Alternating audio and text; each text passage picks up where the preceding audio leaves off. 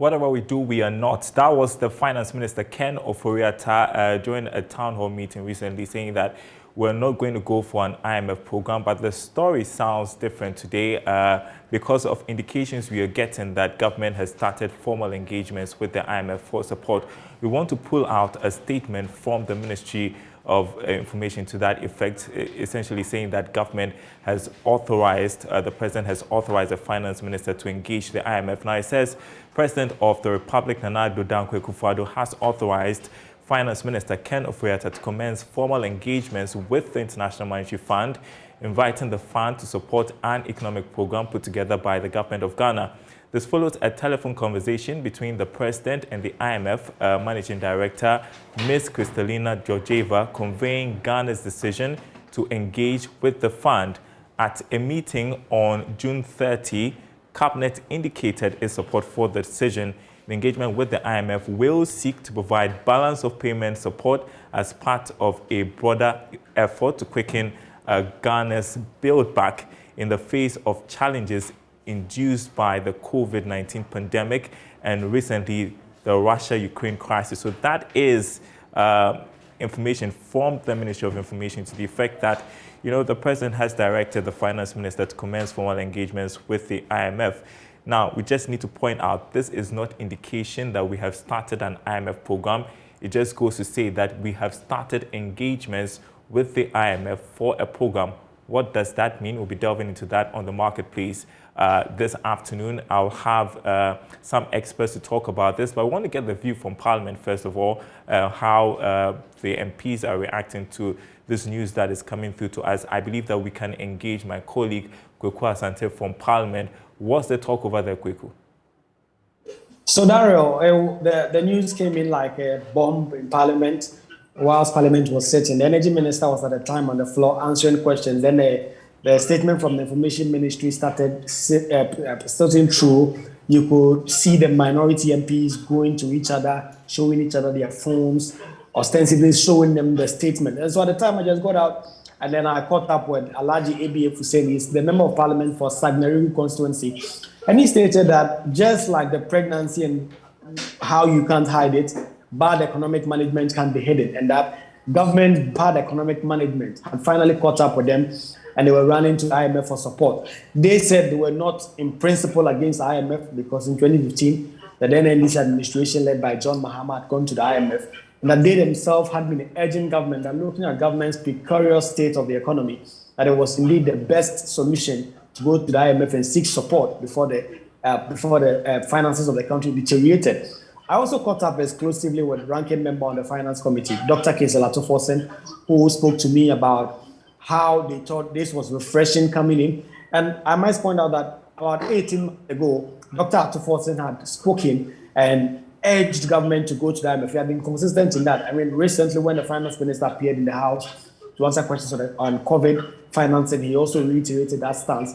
What his position is now is that looking at Ghana's debt to GDP position, it makes it difficult for Ghana to get a better deal with the IMF because the economy is in such a terrible situation as we speak, in his view. He cited cases of Sri Lanka and also Zambia, who have all been in conversation with the IMF to have a deal. But in the case of Zambia, for instance, 5 years now, they've not had a deal. Sri Lanka is still trying to get a deal.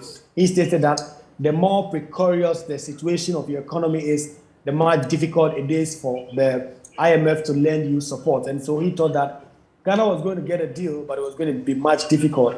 He reiterated or referenced the 2015 deal government sought, where within 6 months, government had that kind of economic situation in terms of going to the IMF. I also spoke with Sam George, who also told me that Dr. Mahmoud Bamia, we know that in 2015, had spoken at the Distinguished Lecture Series where he spoke about Ghana's going to the IMF then and blamed that on the poor management of then President John Dramani Mahama. He stated that if government had listened to concerns that had been shared by people like him and the NPP, then Ghana was not going to run to the IMF like it had done. And so it is hot in Parliament now. It is the conversation that is going around. We are expecting that the minority, led by their leader, Minority Leader Haruna Idrisu, would address members of the press corps later in the day.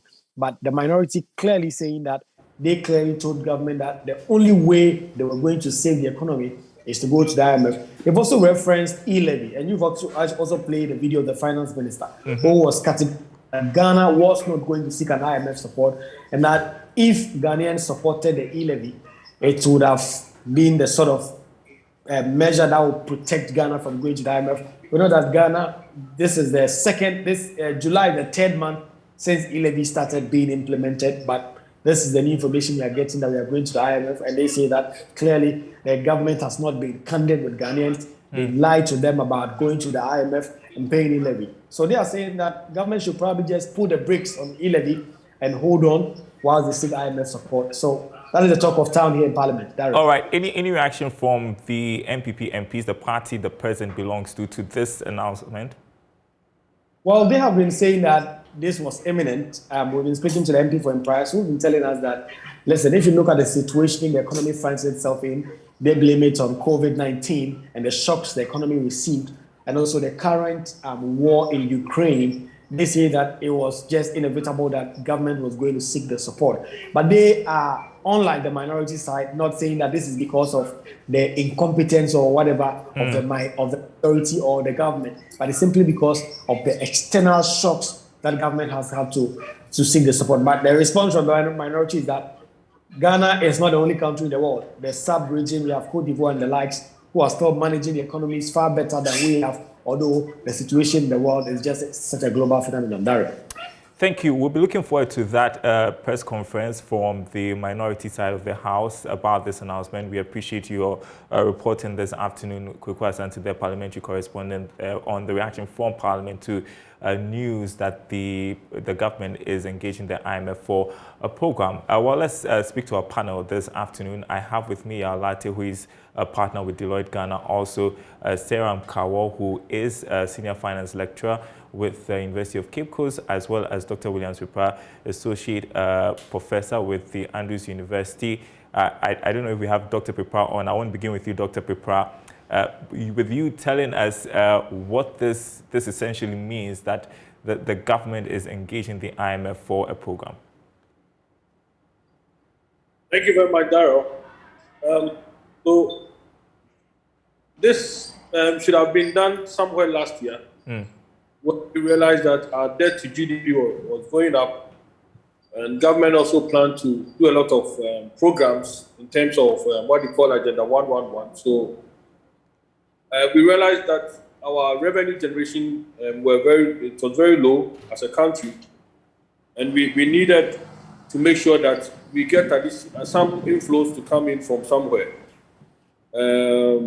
Government was not able to go to the international market as usual to borrow the $1 billion that it normally borrow in the first quarter of the year. So the signal was there that we are going to have problems. So in 2022, as we find ourselves in the first quarter, it also became very clear that even with the introduction of the e-levy, revenues were not coming as projected. So the option which is available now, as government has given the indication, is to look for cheaper source of funds where the repayment will be given to us for a very long time for us to pay. So this is where we find ourselves, and for me, it is not too late because the government has about 2.5 years to go. It takes us almost, but I'm sure IMF within 6 months will grant our request because they know that the position of Ghana international reserves. It is depleting very fast. In the month of June to August, there will be a lot of repayments going on by the multinationals, those who have declared dividends. And this is going to have a major impact on our international reserves. So I know IMF will not wait for like a year, but within 6 months, I'm sure that the program will begin, and we will see the first inflows coming in. Okay. If not, the exchange rate situation is going to be worse, and the impact on inflation is also going to be worse, and there will be a lot of labor agitations that we have seen in Ghana. And Yao Latte, this was long in coming. I mean, but it was inevitable that we're going to go back to seek some sort of support. And so this is not surprising, is it? Can you hear me, Yao? Hello, yes, good afternoon. So can you hear me? I can hear you loud and clear. Excellent. So this has been long in coming, and the signs were clear. We have known that, and those of us who were close to the numbers, we noticed a worsening trend. And if you will recall, there have been some development over the last few months that has actually exacerbated the situation that we find ourselves in. So the first being the recent downgrade by international rating agencies. That actually worsened our ability to even go to the international market to borrow. And so if you are in dire need of funds and you are not able to borrow from your primary source, which historically has been the Eurobond, you're going to have difficulty. And that actually was compounded by the fact that the local currency was depreciating. And in the last few months, depreciated by almost 20% compared to the prior year for the same period last year. So that increased the component of the domestic debt, and the foreign exchange component of the debt also increased because the local currency and therefore compared to a lot. And in addition to that, the IMF has projected that if we do not take some strategic decisions, our debt to GDP ratio was going to hit about 85%. So debt to GDP ratio of 85%, that is actually devastating. And the reason we say that is that we have gone under a program before. And the example I can give is the highly indebted poor countries initiative. At the time we signed on to HIPC, our debt was about 4 billion. So we were signing on to HIPC with debt of 4 billion, and our debt GDP was almost 100%. By the time we completed the program in 2006, our total debt was 780 million, less than $1 billion. And our debt to GDP ratio was 25%. Today, our debt to GDP ratio is 78%, almost 80%. And our debt has risen by 7,000 times to $54 billion. So from less than $1 billion in 2006 to $54 billion, as we have 7,000 times. I mean, there's no way you say that you will not go under an IMF program, given what we've witnessed in the last few months and over the years from 2006 to date. So things have not really gone the way we expected them to do after we reached HIPC completion point. And you'll probably have to go through another process to straighten things out. Okay, I want to bring in Daryl Kwawu, who is senior finance lecturer at the University of Cape Coast, because we had a conversation sometime last week when the TUC was reacting to calls for the government to go for an IMF program. The organized labor, they were saying, no, we shouldn't go for this program because we're going to be suffering at the end of the day because of the restrictions, in quotes, that we would face when we go for the IMF program. And you seem to believe in the homegrown policies of government, and you seem to suggest that let's allow us to see how these policies would go. But do you hold the same view now, saying that the government is going back to the IMF for an engagement? Do you still believe that we could have handled this ourselves and not necessarily seek support from elsewhere? All right, thank you very much. I still hold that particular view that government would have done better and come out with broad-based consultation in order to solve the problems that we face now. When we go to the IMF, they will tell us what policies do you have on your own to solve the current situation. And so they will look at the homegrown policies and how best you are going to manage it. And then they will facilitate the management of those things. So going to IMF, they are not going to impose policies on us, but then they are going to pick our own policies and then see to how these policies are going to work. It is rather coming too late, as my other senior colleagues have said, that we were supposed to go to the IMF much earlier, looking at the debt to GDP ratio and then the worsening macroeconomic situations that we find ourselves in. So I strongly still hold the view that there is the need for government to have a broad consultation And I always hold the view that those who are in government are not the only people who can run the affairs of government. Once you are in government, open up so that others will come on board so that the management of the economy can be done much well. We have technocrats in our country, and I'm sure these are the people government will be calling on now to come out with the policies that they are going to take to IMF. Why wouldn't we do that on our own, but wait till every situation deteriorates over time? All right, and we just need to make this clear to everybody watching that it is not the case that government has started an IMF program. They have started an engagement with the IMF. They'll possibly look at the options on the ground. And so I want to take it back to you, Dr. Pepa, to tell us what typically happens during these engagements. What are we likely to see? And as we have pointed out, it could take months before we decide, well, let's do this. So, Daryl, so what I'm sure government will do, the minister and the central bank will have to engage with IMF. They will table our numbers for the scrutiny. And also, we shouldn't forget that in the month of February and March, IMF, they were already in the country and they assessed our situation. They call it the surveillance or monitoring of economic activities of every country, which is a requirement by members of IMF who joined the group. So every year, IMF will visit all their members. They just left here not too long ago, so they already have an idea. And they know the situation, what is happening. And government may have to go with the program that they have lined out, especially to tell them that the 20% reduction in expenditure, these are the areas we are going to cut.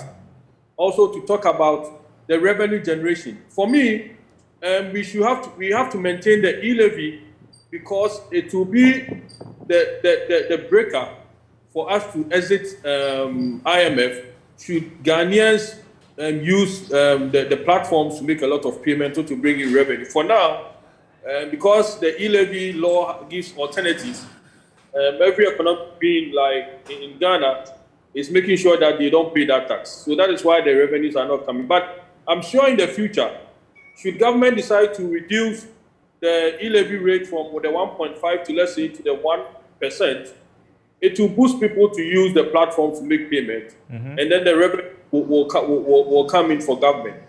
And if government is able to convince IMF that this is our situation, this is our program, IMF may also look at some capital expenditure items. I think that is where the problem will come in. You know, government capital expenditure programs like the Agenda 111 is a major program which will take a lot of resources. I know that the president said they have deferred it or they are rationing it for a period of 3 years. I'm sure this must also have to be extended to maybe 5 years. And this will reduce the capital expenditure line items. Indeed, if government also have to look at the procurement processes to make sure that the waste in the procurement processes are reduced. We know that, I think this morning, Joy, you were discussing some procurement figures of contract of 5 billion, 10 million. Right. So these are the things that government may have to go and tell IMF that we are ready to be disciplined. We are ready to ensure that we eliminate the waste in our procurement processes. And we want to save money for the country. And I'm sure in a short while, within 36 months, we should be exiting from an IMF program with a good positioning and also slow down on borrowing. I think one of the factors, we are borrowing from high interest rate areas. We may have to slow down on all those areas. And also government may have to convince labor that they have to increase salaries or give the COLA 20%. Government needs to convince them that this will not be a measure, will not be in a position to do the full 20%. Government may have to be looking at the figure around 12% to give to workers to cushion them. Government really has to do the convincing. We talked about the fact the e-levy. I mean, Dr. Pepa raised the e-levy, and then we talked about government cutting down on expenditure. They announced a program. and then government, froze employment in the public sector. There are some who think that government had already started programs, homegrown policies, which eventually would have helped. So why do we need the IMF again? Well, previously, and that's not the first time, successive governments before signing on to IMF program have tried implementing homegrown policies.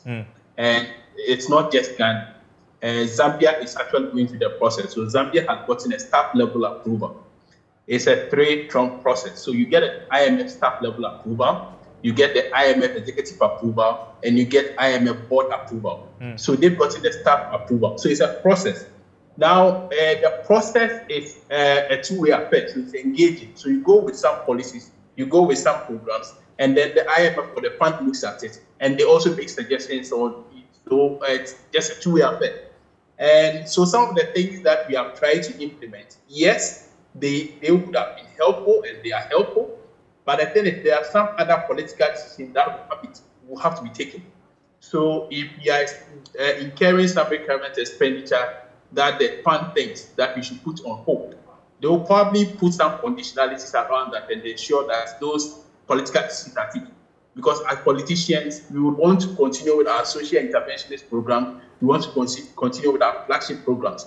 But if the fund thinks that look, some of these flagship programs are putting a burden, and too much burden on government, and therefore maybe in the short to medium term we should suspend them, you need an IMF to do that. Because as political leaders and after making promises on electoral platforms, you will find very difficult putting or suspending such programs. But if a fund is in, they are able to force that through. And I give you some very good examples that Zambia going through it, they are in the process of implementing something that is going to improve their situation. One of them is a passage of what they call Loans and Guarantees Act. Every borrowing by the government of Zambia goes through a public process where the Zambia people know how much is going to be borrowed and what the money is going to be used for. I gave you an example that our debt has risen from under $1 billion to $54 billion, 7,000 times or 7,000%. Today, as the average Ghanaian, what have you used these monies for? How many people will be able to tell them? So that process in Zambia is going to help them.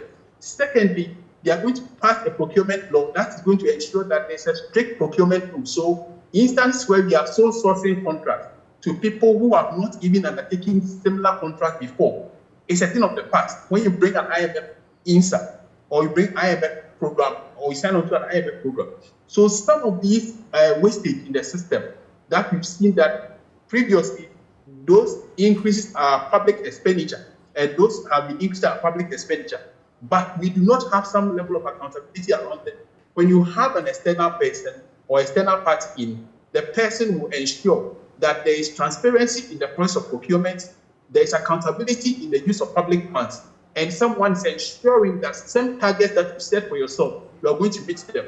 Mind you, we said that post-COVID, we are going to return to our fiscal responsibility cap of 5% deficit by 2024. With our current run rate, we may not get there. We may not get to the 5%. So if you get an external party like the fund or the IMF coming in, you will ensure that you achieve your fiscal consolidation by the end of 2024. You have your led 5%. Which an election we even find difficult achieving that 5%. So the IMF coming in will get you policy credibility. They will ensure that certain political decisions are taken, and they will ensure that you meet some target that you set for yourself. And we need that credibility. Sarah, just in a minute, I guess the reason government didn't take this decision earlier was they didn't want to feel like they had failed in managing the economy. Does this signal failure, Sarah? You see, the most difficult aspect is to accept you are at fault in doing something. And so government, the posture of government, when they came in, we won't go to IMF. We will not allow any young man to come and talk to us. IMF is for the weak and the rest. Those statements are the ones that are haunting us today. I remember we had an interview where we said that government can never leave IMF. We are part of them and will continue to be part of them. Making those statements is what is happening to government today. But we need to put the past behind us and focus on what we want to do tomorrow. And so getting policy credibility is very important. Making sure that we have price stability is key to the growth in the economy. If we have price instability as we find now, exchange rate and the rest are not stable over time, the macroeconomic situation is overboard, and we throw our hands in despair without doing anything, will continue to harm us. So going to IMF will bring about some level of fiscal discipline. Politicians will not be given the arm to do whatever they want to do over time. And in that way, we will be able to go forward. The people who are managing the system, I don't know why government has not done some level of reshuffle over time. There is a need for reshuffle. Okay. If the finance minister is the person who is there and he is the one managing the affairs and things are not moving onward, he is not the only person who can do all. Right, there is a need for that to change, for somebody to bring new ideas and new focus, new dynamics into the management of the economy. In that way, things will be better for us. All right. Just to note that the former president, John Mahama, only yesterday said the finance minister should be sacked, and that's topic for debate as well.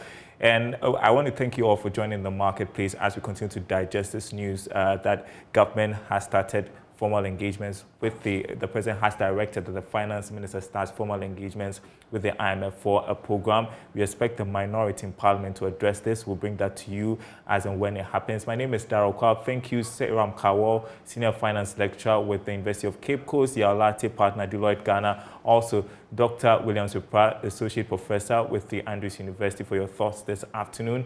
More news on our website, myjoyonline.com/business. My name is Daryl Kwawu. Thanks for watching.